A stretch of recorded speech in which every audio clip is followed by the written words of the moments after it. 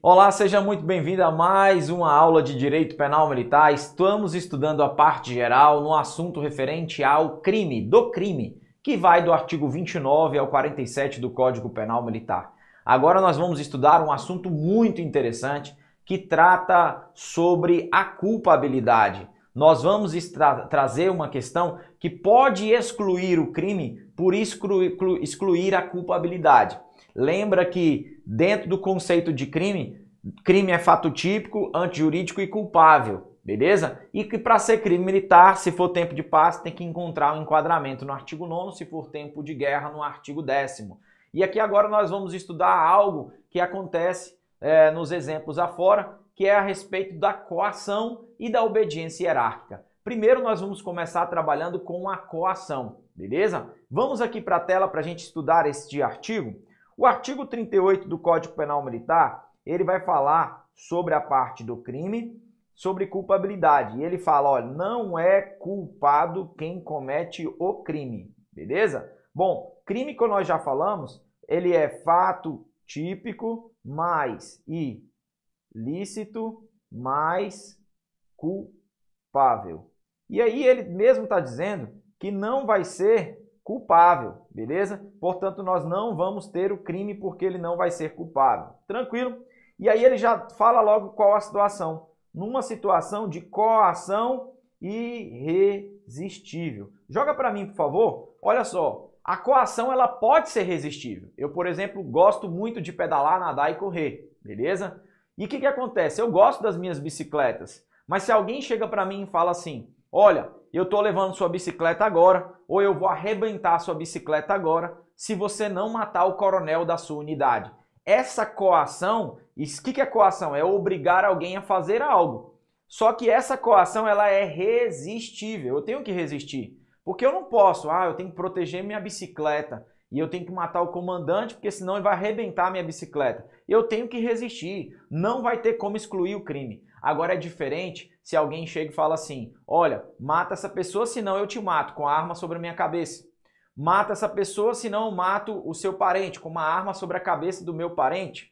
Então eu estou sendo coagido e essa coação ela é irresistível. Então diante de uma coação irresistível, pode sim excluir o crime. Como? Por uma situação de excludente de culpabilidade. Agora nós temos que tomar cuidado, porque no direito penal comum nós temos dois tipos de coação. A coação física ou material e a coação moral. É isso que a gente vai estudar aqui, um pouquinho de doutrina. Geralmente nas provas de penal militar costuma cair a letra da lei. E aí nós vamos olhar aqui agora no slide. Vamos lá? Lendo aqui a linha A, que diz que exclui a culpabilidade sobre uma coação irresistível, e ele fala sob coação irresistível, ou que lhe suprima a faculdade de agir segundo a própria vontade. Apesar da redação deste artigo, dá a entender que a coação física vai excluir a culpabilidade, nós ainda vamos continuar com uma semelhança com o Código Penal em relação a esse aspecto. Lá no Código Penal Comum, nesta matéria do Direito Penal Comum, a gente estuda a coação e sabemos que a coação ela tem dois tipos. A coação ela pode ser física ou a coação ela pode ser moral. E o que eu tenho a falar aqui para vocês é que essa coação do artigo 38, letra A, se está falando da coação moral. Aqui fala-se da coação moral. E essa coação moral, como está escrito aqui, vai excluir a culpabilidade. Então, exclusão da culpabilidade. Beleza? Isso Cícero Lopes coloca no seu livro. E a coação física vai ter a exclusão do fato típico. Primeiro eu vou ter que explicar, né? Sei que vocês já viram isso em penal. Portanto, não vai ter crime nem para uma nem para outra. Joga para mim aqui, por favor. O que é uma coação física? Imagine que eu tenho uma arma e alguém fala assim, segura essa arma agora, aperta o gatilho, eu não quero apertar. Ele pega a mão dele, coloca sobre a minha mão e aperta a tecla do gatilho e vai acionar e matar alguém. Estou sob uma coação física. Outro exemplo. Abandono de posto é crime militar, artigo 195. Alguém pega, amarra os meus braços, as minhas pernas, me pega, coloca no porta-mala e me tira do posto de serviço. Estou sobre uma coação física, beleza? Então, na coação física, há um esforço onde a pessoa, sobre o corpo dela, e ela perde a voluntariedade, que é um dos elementos do fato típico. É uma conduta humana voluntária, e aí ela não tem mais a voluntariedade. Não há nem que se falar em dolo e culpa, ele não tem voluntariedade, é um ato anterior ao dolo e culpa. Já na coação moral, veja, a pessoa ela sofre uma ordem, uma coação irresistível e ela vai praticar todos os fatos. Ela vai pegar a arma, ela vai acionar o gatilho e ela vai matar alguém. Então, o que nós temos a dizer? É semelhante ao direito penal comum e ao direito penal militar. Uma parte da doutrina no penal militar vem falando que não, quando o Código Penal Militar colocou a redação do 38A, ele se referia tanto à coação moral como à física, porém não é o mais aconselhável para boa parte da doutrina, como Cícero Robson Coimbra Neves, que tem sido um doutrinador que tem sido utilizado em algumas bancas de concurso público, ele fala que seria semelhante aí ao direito penal. Vamos à tela então mais uma vez? Então nós estamos diante da coação, e essa coação, como o próprio a lei já fala, ela é irresistível. Irresistível, ela é irresistível. E aí nós temos a coação física com a exclusão do fato típico, também chamada de vis absoluta, e a coação moral como excludente da culpabilidade, também chamada de vis relativa. Então, aqui nós chamamos de vis absoluta, e aqui é chamada de vis relativa. Beleza? Bom, uma outra questão que é interessante a gente poder falar, e daqui a pouco a gente vai estudar a questão da obediência hierárquica, é que aquele que está coagindo, quem coage, o coator, beleza? Ele pratica o crime, beleza? Comete o crime. Veja, comete o crime. Estamos falando aqui que não há crime para quem é coagido moral ou fisicamente, mas aquele que está realizando a coação, ele comete o crime, inclusive com um agravante dentro do artigo 53, parágrafo 2º. Beleza? Tranquilo? Tem que ficar bem claro isso a vocês. Vamos para o próximo slide agora. Nós vamos agora observar aqui a parte que eu coloquei. Apesar da divergência doutrinária, entende Cícero Robson que o Código Penal Militar é igual ao Código Penal Comum. Portanto, a coação física ou material exclui o fato típico e a coação moral exclui a culpabilidade. Beleza? Vamos aqui avançar. Vamos lá. Coloquei mais aqui uma situação. Coação moral irresistível exclui a culpabilidade, física irresistível exclui a conduta. Um exemplo da coação moral, Dona Maria, faça aquilo, senão mataremos a sua filha. Então aqui a coação moral, a vontade da vítima não é eliminada, mas ela é viciada, né? Já a coação física irresistível, coloque sua digital para que possa ocorrer ali uma situação de crime de falsidade. Então ali naquela situação ele é obrigado a ter diante daquela situação. E aí nessa caso a vítima é forçada fisicamente a praticar o ato criminoso contra a sua vontade. Por falta de voluntariedade, como eu coloquei para vocês, não há voluntariedade aí. Tudo bem? Bom, agora a gente vai observar que o artigo 40 traz algo bem interessante. O artigo 40, o Código Penal Militar, o direito penal militar, ele é muito grave, ele é exagerado, ele é mais grave, né? Muitos perguntam, é melhor responder por crime militar ou crime comum? Às vezes é muito melhor responder por crime comum. Olha a gravidade do direito penal militar. O artigo 40 fala que nos crimes em que existe violação do dever militar, o agente não pode invocar coação irresistível, senão quando física ou material. Olha só, que crimes são esses? Crimes em que exista a situação do dever militar. Bom, dever militar, eu vou pegar os crimes que nós vamos estudar na parte especial, mais na frente. São os crimes que vão do artigo 183, crimes contra o dever militar ou contra o serviço, até o artigo 204. Esses crimes são crimes contra o dever militar. Professor, me dá algum exemplo aí. Bom, eu posso pegar abandono de posto, artigo 195. Abandono de posto, artigo 195. Posso pegar também como exemplo descumprimento de missão.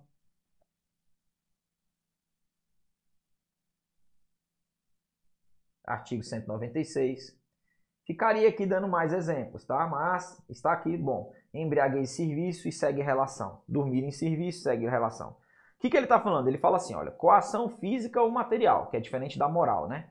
Ele fala, nos crimes em que há violação do dever militar, o agente não pode invocar a coação irresistível, senão quando física ou material. O que ele está querendo dizer? Se tem uma coação e essa coação ela é uma coação irresistível, pode-se alegar dentro desses crimes a coação física ou material. Beleza? Ok, pode. Mas a coação moral por exclusão, não pode. Não pode alegar a coação moral irresistível para os crimes contra o dever militar. Joga para mim aqui, por gentileza. Imagina que os militares estão no seu posto de serviço, deserção também, que é um crime contra o dever militar, deserção.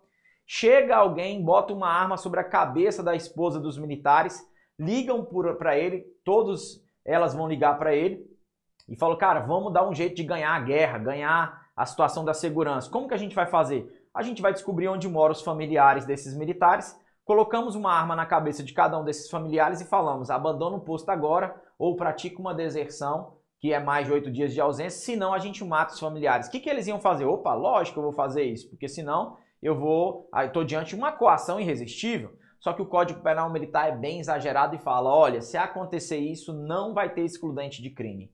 Se você abandona o posto, deserta, descumpre uma missão, porque iam matar a sua esposa se você não fizesse isso, sinto muito. Beleza, você pode até fazer, mas é crime. Então olha que absurdo que o Código Penal Militar é exagerado. Isso no direito penal comum, gente, obviamente que vai ter exclusão de crime se esse cara ele praticar qualquer situação diante de uma situação dessa. Só que no direito penal militar é crime. Portanto, volto à redação mais uma vez. Olha na tela. Nos crimes em que há violação do dever militar, o agente não pode invocar coação irresistível, senão se for físico ou material. Se for físico ou material, alguém chega lá, pega os braços, as pernas, amarra e tira os militares de lá. Aí tudo bem, ele está sob uma coação irresistível, física ou material. Só que coação moral que cabe à sua liberdade de escolha, haverá o crime se for envolvendo os crimes contra o serviço ou dever militar. Lógico que se for crimes contra outra área, crime contra a autoridade, crime contra o patrimônio, poderá sim ele alegar coação moral. Por exemplo, eu, capitão da PMDF, recebo um telefonema que vão matar um parente meu se eu não subtrair um dinheiro da administração militar. E eu vou lá e pego e subtraio esse dinheiro, tendo acesso a esse valor numa conta do ordenador de despesa, e nesse caso estou praticando um crime contra a administração militar de peculato, beleza? Agora, nesse caso, tem excludente coação moral? Tem. O que não vai ter excludente da coação moral é nesses crimes contra o dever militar. E peculato, sim, não está dentro desses crimes do 183 ao 204, como, por exemplo, deserção, descumprimento de missão e abandono de posto. Beleza? Ficou claro isso aí? Tranquilo? Vamos continuar aqui agora e aí a gente vai observar como que está a situação aqui, beleza?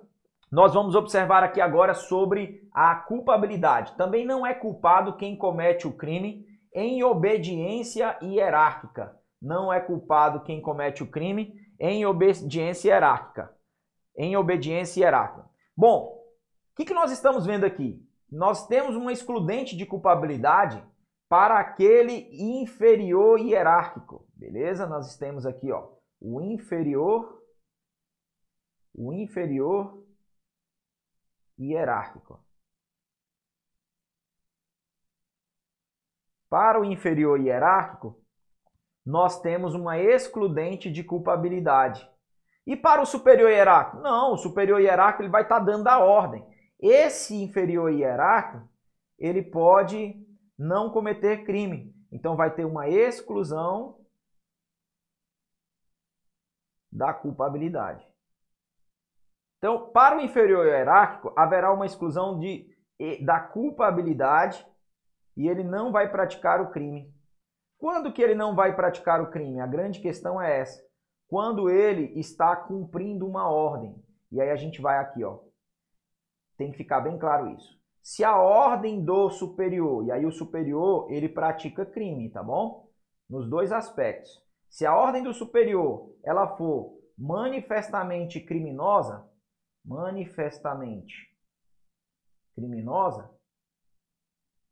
crime para os dois, gente. Crime para os dois, beleza? Crime para o inferior e crime para o superior. Por quê? Porque a ordem é manifestamente criminosa. E aonde que está isso? Parágrafo 2º. Se a ordem do superior tem por objeto a prática de ato manifestamente criminoso, beleza? Tranquilo? É punível também o inferior e hierárquico. Professor, me dá um exemplo. Eu, capitão, dou uma ordem para o cabo. Mate aquela pessoa agora.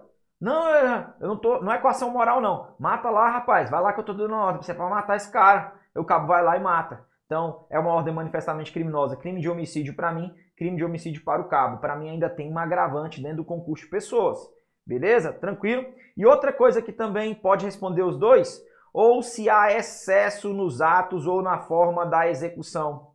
Tranquilo? Se a ordem superior tem um objeto a prática de ato manifestamente criminoso ou há excesso nos atos ou na forma da execução, é punível também inferior. Aí, nesse caso aqui, se nós estamos diante de um excesso, aí esse excesso, se o superior deu a ordem, mas ele não deu a ordem com esse excesso, só o inferior. Eu fui lá e dei uma ordem, olha, faça tal coisa, aborde fulano, estão em fundada suspeita, tudo bem? Tudo bem. Ele foi lá e exagerou no cumprimento dessa ordem, colocou todo mundo pelado na hora da abordagem, na frente de todo mundo. Ele vai estar praticando um crime militar de abuso de autoridade, porque teve um excesso e aí nesse caso só o inferior. Agora, se eu dou uma ordem, essa ordem é manifestamente criminosa, e aí tem constando a presença do crime, aí nós estamos diante de uma situação dessa. Então seria aqui uma ordem manifestamente criminosa e uma ordem com um excesso. Essa ordem com um excesso, esse excesso, ele vai ser só o inferior punível. Tudo bem? Tranquilo? Agora a gente tem uma ordem que é uma ordem não manifestamente criminosa. Essa ordem não manifestamente criminosa, o que vai acontecer? É crime só para o superior. Crime só para o superior. E o inferior não. Beleza? Tranquilo? Professor, como assim? Olha a letra B. Não é culpado quem comete o crime. Obediência hierárquica. Em estrita obediência à ordem direta de superior hierárquico em matéria de serviços. Beleza? Joga para cá, por favor, que eu vou explicar. Imagine eu, capitão, dou uma ordem para a minha equipe que está trabalhando. Eu vejo ali um desafeto da minha infância, que já até me deu uns cascudos quando eu era criança, beleza? E aí eu não falo para os meus inferiores hierárquicos, a equipe que trabalha comigo, e eu falo assim, aquele cara lá é suspeito, ele sempre ronda aqui a área e ele é traficante temido aqui na região. Dá aquela abordagem pente fino nele, beleza? Chefe, certeza? Eu estou falando que ele está em uma atitude suspeita. Pode abordar porque a atitude dele é muito suspeita. A equipe acredita na minha palavra, aborda, faz aquela abordagem padrão. Quando de repente aquele cara se sente bastante humilhado, se sente sem uma situação de qualquer fundada suspeita e na verdade realmente não tinha. Ele estava até muito bem vestido, de paletó, estava até para encontrar ali a noiva dele. E aí a equipe vai praticar abuso de autoridade? Não. A equipe estava cumprindo uma ordem em matérias de serviços. Agora eu sim que sabia que estava dando uma ordem que era criminosa. Então para a equipe a ordem era não manifestamente criminosa. Para mim, eu sabia que eu estava dando uma ordem que era criminosa. Exemplo 2. Eu estou lá no quartel e falo para a equipe policial militar. Olha gente, cheguei com um carro ali, descarrega aquelas caixas lá. Viu, sargento, soldado? Ok, sim senhor, capitão. Descarrega as caixas e coloca lá no meu gabinete. Só que dentro das caixas tinha droga, armas ilícitas e tal. Aquela equipe está fazendo uma ordem, mas sabe que está praticando um crime em tirar e guardar drogas e armas ilegais? Não, porque eles estão cumprindo uma ordem não manifestamente criminosa. Para eles não há crime, mas para mim há crime. É diferente de eu falar assim, equipe, eu cheguei ali com muita droga, pega ali, esconde para mim, me ajuda, eles vão praticar crime também, crime militar, dentro do artigo 290 do Código Penal Militar. Percebeu como funciona? Agora a gente vai entrar numa discussão que isso só pode cair em uma questão subjetiva. Até agora o que a gente trouxe cai muito na letra da lei e nas questões objetivas, beleza? Que é a respeito qual foi o critério adotado pelo direito penal militar em relação ao cumprimento da ordem, beleza? Aí eu pergunto para vocês, Jesus Cristo, nosso Deus, quando fala ao nosso coração e ele fala comigo, meu amigo, a obediência é cega. Eu falo, opa, Deus falou, eu vou seguir, beleza? Então eu tenho que seguir. A obediência é cega. Por quê? Porque eu sei que Deus é infalível, gente. Deus não erra, Jesus não erra, para quem crê espiritualmente nisso, beleza? Aí eu pergunto, será que no direito penal militar adotou-se a teoria da obediência cega, onde quando o superior dá uma ordem, o inferior hierárquico cegamente tem que cumpri-la? A resposta é não. A doutrina fala que o Código Penal Militar adotou a teoria das baionetas inteligentes. Que quer dizer o quê? Que quando o superior dá uma ordem, o inferior tem o direito de questionar, na medida do possível, falando assim, olha, eu não entendi a ordem, superior, eu não entendi a ordem, como que é? É assim, olha, eu acho que essa ordem, ela não seria assim e tal, tem como o senhor me dar por escrito? Lógico que isso não pode ser sempre, né, gente? Que senão a gente não consegue realizar as atividades que são muitas vezes de urgência no nosso dia a dia, mas a gente pode questionar essas ordens do inferior hierárquico. É a teoria das baionetas inteligentes. Tome muito cuidado que quando o inferior hierárquico questiona uma ordem e essa ordem é apenas irregular, a doutrina tem falado que nesse caso ele é obrigado a cumpri-la. Como assim, professor? Não estou entendendo. Se eu dou uma ordem para o policial militar, para eles fazerem o policiamento ostensivo, e eles chegam para mim e falam assim, olha, capitão, os nossos coletes balísticos estão todos vencidos. E eu não vou para a rua com o colete balístico vencido porque a minha vida corre perigo. Eu vou falar para ele assim, olha, eu sei dessa situação, desse erro, porém eu estou te dando uma ordem e vou te dar por escrito porque a sua vida corre perigo. Nossa licitação para a compra dos coletes teve um problema e os coletes estão vencidos, mas a vida da sociedade também corre perigo. Ele tem o direito de questionar. Essa irregularidade tem o direito de questionar, mas ele é obrigado a cumprir neste caso. Não quer dizer que quando eu falo que o Código Penal Militar adotou a teoria das baionetas inteligentes, quer dizer que o inferior hierárquico vai ter o direito de não cumprir as ordens. Se as ordens forem meramente irregulares, ele tem o dever de cumprir. Ele pode questionar. É óbvio que ele não vai ter a obrigação de cumprir uma ordem que é criminosa. Se eu falo assim, não, pega essa metralhadora e sai matando todo mundo, ele vai falar, não, não vou cumprir. Beleza? Mas na medida do possível, ele pode não cumprir uma ordem que, por exemplo, não tem lógica. Eu chego pro cara que não é piloto de helicóptero e falo, pega o helicóptero e joga e vai com ele para lá. Ele vai falar, não, não vou cumprir, eu não sei pilotar aeronave.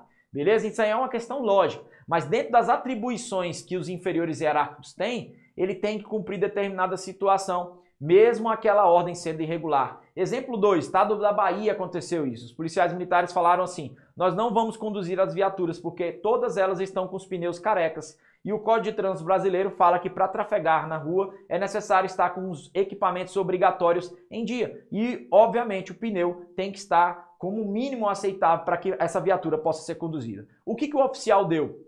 Deu a seguinte ordem, ok, realmente concordo, os pneus estão carecas, a gente está com problema na compra dos pneus, mas eu determino que os senhores vão numa velocidade compatível, muito abaixo da via, e que vocês vão para a rua e façam ponto de demonstração. E aí a equipe policial militar falou, não, nós não vamos, e porque as viaturas estão com os pneus carecas, está infringindo o Código de Trânsito brasileiro. Essa é uma mera irregularidade, ele tem o direito de poder questionar, mas ele tem, porque também, gente, se ficar sem a segurança na sociedade, imagina por uma situação dessa. A sociedade corre perigo. Eu sei que a vida do policial e a vida de terceiros também corre perigo em estar dirigindo uma viatura com os pneus carecas. Então eu poderia ficar aqui dando vários exemplos. Nós adotamos sim a teoria das baionetas inteligentes, mas nós temos aí esses detalhes para a gente poder compreender como funciona isso. Tudo bem? Então, em relação ao artigo 38, a teoria adotada foi a teoria das baionetas inteligentes, que diz que o inferior hierárquico que recebe a ordem tem o direito de questioná-la e não é obrigado a cumprir cegamente, beleza? E a teoria da obediência cega, que foi a que o código não adotou, ele tem que cumprir e não pode questionar nada. Obediência cega. Professor, mas parece que nesse exemplo que você falou que o código adotou a obediência cega, porque ele teve que dirigir a viatura com o pneu carrega? Sim, gente, porque a vida da sociedade corre risco, beleza? Ele pode questionar e até não querer cumprir, mas a mera irregularidade não enseja a questão para ele poder descumprir ordens. Tudo bem? Belezinha? Bom, o que a gente vai fazer agora? Nós vamos avançar observando aqui o comentário. Não é culpado quem comete o crime. Obediência hierárquica. O Código Penal Militar usa a expressão manifestamente criminoso ao invés da expressão do Código Penal comum, né? Que é manifestamente ilegal. Apesar do seu entendimento minoritário, entende Cícero Hobbes que o Código Penal Militar adotou a teoria das baionetas inteligentes, não adotando a teoria da obediência cega. Tem uma boa parte que fala que teria adotado a obediência cega, né? Mas isso nos julgados a gente vai ver que não. Portanto, caso a ordem seja ilegal, o não cumprimento da mesma pelo inferior hierárquico não enseja o crime de insubordinação ou recusa de obediência. Uma mera questão ilegal. Agora, a irregularidade, a gente tem que ter a obrigação em cumprir esta ordem, tudo bem? Não pode o inferior hierárquico simplesmente falar assim, superior hierárquico, eu não vou cumprir a ordem, por quê? Porque tem uma irregularidade aqui e a portaria diz isso, então eu não vou cumprir a ordem, tudo bem? Então, aconteceu aqui na cidade, em Brasília, de um policial militar alegar para o tenente que não ia lavar viaturas após o término do serviço, porque ele não fez concurso para faxineiro e sim para policial militar. Ele foi condenado na primeira e na segunda instância, está recorrendo para o STJ e deve ser condenado também, porque a ordem foi legal, prevista em lei, regulamento ou instrução, e ele questionou a irregularidade. Ah, mas aonde que está previsto? E a comandante da unidade tinha feito uma circular, isso foi em BSB, beleza, Brasília, tinha feito uma circular determinando como seria feita a limpeza e deu as condições para tal. Shampoo, deu tudo que ele poderia lavar, o local, a água, o local apropriado, então ele descumpriu, praticou crime militar. Tudo bem? Vamos fazer uma questão sobre coação moral, coação física, para a gente ver como isso cai na prova? Uma questão caiu 2023 da banca AOCP. Em conformidade com o Código Penal Militar, assinale a alternativa certa. A. Há crime quando o agente pratica o fato em legítima defesa? Nós vamos estudar isso que não já, beleza? B. O comportamento criminoso é impunível quando o crime não se consuma por circunstâncias alheias à vontade do agente. Isso aqui é a tentativa. A tentativa ela é punida com a pena reduzida de 1 a 2 terços, né? Circunstâncias alheias à vontade é a famosa tentativa, então não é o caso de impunível. O que é impunível vai ser o crime impossível. Falso. Vamos procurar a correta. C. Letra C. Considera-se praticado o crime no momento do resultado? Não, considera-se praticado o crime no momento da ação ou omissão. Artigo 5º, isso aqui, beleza? Portanto, está falso o item. D. A pena é atenuada com relação ao agente que executa o crime ou nele participa, mediante paga ou promessa de recompensa. Não, a pena é agravada e não atenuada. A gente vai estudar isso aqui no artigo 53, parágrafo 2º. E o que eu queria? Letra D. É punível quem comete o crime em estrita obediência à ordem direta de superior hierárquico em matéria de serviços, se a ordem do superior tem por objeto a prática de ato manifestamente criminoso. Isso aqui a gente estudou, está lá no artigo 38, no parágrafo 2º, a letra da lei. Portanto, é a questão correta esta questão aqui. Beleza? Só para a gente terminar, avançando aqui, a gente vê uma situação de atenuação da pena dentro do artigo 38. E ele diz que nos casos do 38, tanto na coação moral como na obediência hierárquica, se era possível resistir à coação ou se a ordem não era manifestamente ilegal, ou no caso do artigo 39, que a gente vai estudar já, se era razoavelmente exigível o sacrifício do direito ameaçado, o juiz, tendo em vista as condições pessoais, pessoais do réu, pode atenuar a pena. Beleza? Então há um caso de atenuação da pena em situações onde a ordem não era manifestamente ilegal e ele teve que cumprir, ou se era possível resistir à coação, beleza? Não é o exemplo que eu dei da bicicleta, mas era possível resistir à coação, ou seja, ele não poderia ter praticado o fato, a pena do crime vai ser atenuada, beleza? Bom, a gente fica aqui nessa aula, vamos avançar depois, deixar um grande recado aí para os senhores, que todas as vezes em Gênesis que a gente observa aonde aqueles personagens principais eles começam a se afastar do propósito de Deus, a gente começa a ver uma posição de que eles começam a se esconder. Eles se afastam de Deus e eles acabam se escondendo. Por quê? Porque há a possibilidade deles não encontrar mais a verdadeira graça de Deus que tem ali sobre eles e eles acabam se escondendo. O que eu quero falar sobre isso? O concurseiro, todas as vezes que ele foge daquela missão que ele tem que estar, que Deus colocou aquele propósito na vida dele, ele começa a se esconder e ele começa a procrastinar e aí a queimar a realização de tarefas. É necessário que a gente olhe para que Deus tenha esse propósito e a gente possa cumprir cada vez mais, beleza? Um abraço, até a próxima aula. Valeu!